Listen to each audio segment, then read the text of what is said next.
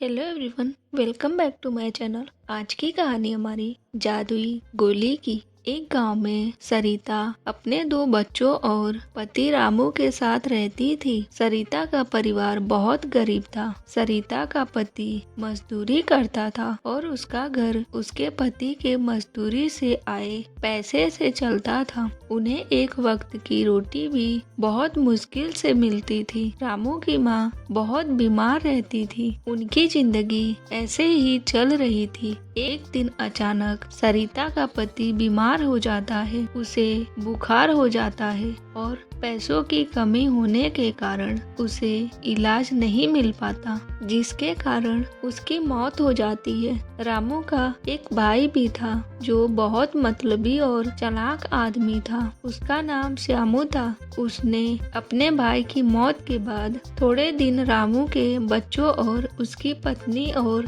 अपनी माँ का ख्याल रखने का दिखावा किया और थोड़े दिनों बाद श्यामू अपनी माँ से रामू की खेती बाड़ी की जमीन को धोखे से हड़प लिया और उसे बड़े सेठ को बेचकर पैसे कमा लेता है। रामू की माँ रोते हुए बोली, मैंने कैसा बेटा पैदा किया जो धोखे से अपने भाई की जमीन को हथिया लिया। अब हमारा क्या होगा। और सरिता के ऊपर एकदम से काफी सारी मुसीबतों का पहाड़ टूट जाता है। वह बहुत परेशान रहने लगी। वह सोचती है कि मैंने तो कभी कोई काम नहीं किया है, मुझे तो कोई काम आता भी नहीं, मैं अपने बच्चों और सास का ख्याल कैसे रखूंगी। भगवान ने यह अन्याय मेरे साथ क्यों किया। हमारे घर का एकमात्र सहारा दूर कर दिया। कुछ दिनों के बाद खाने का सामान जो थोड़ा बहुत पड़ा था वह भी खत्म हो गया। अब घर में खाने के लिए ना ही राशन था और ना ही खरीदने के लिए पैसे।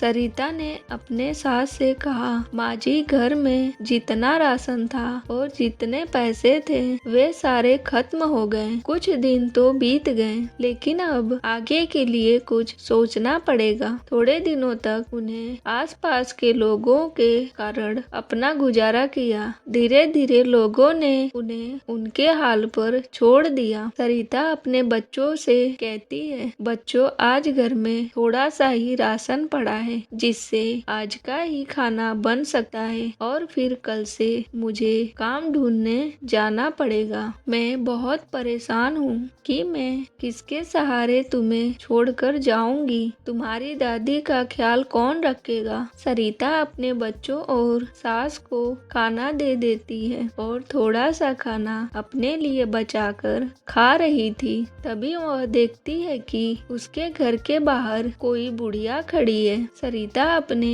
खाने की जगह से उठ जाती है और दरवाजे की ओर जाती है और बुढ़िया से कहती है कि क्या हुआ माँ जी, आप बड़ी भूखी लग रही हैं। बुढ़िया बोली, हाँ बेटी, मैंने कल रात से कुछ नहीं खाया, कुछ खाने को हो तो दे दो मुझे, मैं खा लूं और अपना पेट भर लूं। सरिता बोली, हाँ माँ जी, अभी लाती हूँ, और अंदर चली जाती है और जो खाना उसने अपने लिए बचाया था वह लाकर बुढ़िया को दे देती है। बुढ़िया बोली, क्या हुआ बेटी, तुम बड़ी परेशान लग रही हो। सरिता उस औरत को सारी बात बताती है। सरिता बोली, अब मैं क्या करूं, ना मैं अपने बच्चों को छोड़कर बाहर काम करने जा सकती हूँ और काम नहीं करूंगी तो घर का खर्च कैसे चलेगा। बुढ़िया बोली, बेटी, तुम खाने का ठेला क्यों नहीं लगाती, तुम बहुत अच्छा खाना बनाती हो, और यह लो जादुई गोली, इसे अपने खाने में डालोगी तो तुम्हारे खाने को खाकर लोग उंगलियां चाटते रह जाएंगे। जब बुढ़िया सरिता से बात कर रही थी तभी वहाँ से श्यामू गुजरता है।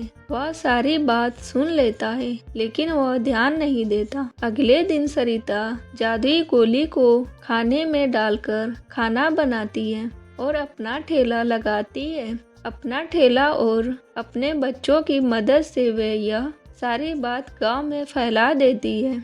जब सब उसका खाना खाते हैं तो वह सब खाना खाकर अपनी उंगलियां चाटने लगते हैं। सब उसके खाने की तारीफ कर रहे थे। एक आदमी बोला, क्या खाना बना है, खाकर मजा ही आ गया। ऐसे ही वह अपना खाना बनाती और उसे बेचती। उसका काम चल गया था। उसकी अच्छी कमाई हो रही थी। एक दिन उसके ठेले के पास से श्यामू गुजर रहा था और कहता है, लगता है कि यह जादुई गोली का कमाल है। क्यों ना मैं भी वह जादुई गोली चुराकर मैं भी अपना ठेला लगा लूं।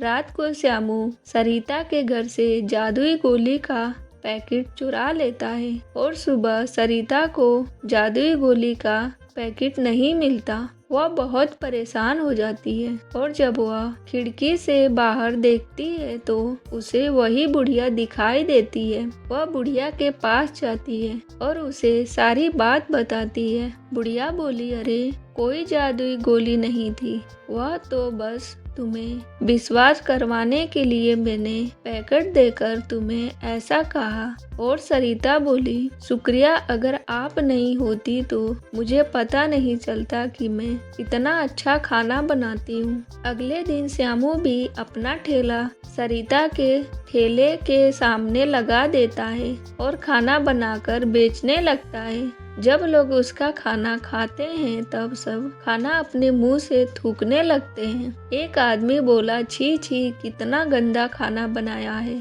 तुमने मेरे मुंह का तो स्वाद ही खराब कर दिया। उसके बाद श्यामू बुढ़िया के पास जाता है और उससे कहता है कि यह कैसी तुम्हारी जादुई गोली है, काम तो नहीं करती। बुढ़िया बोली, यह जादुई गोली है, पर वह अपना असर तब दिखाती है जब तुम सच्चे मन से खाना बनाओगे। और तुमने चोरी की और लालच के लिए गोली का पैकेट चुराया, इसीलिए गोली ने अपना असर नहीं दिखाया। श्यामू बोला, मुझे अपनी गलती का एहसास हो चुका है, मुझे माफ कर दो।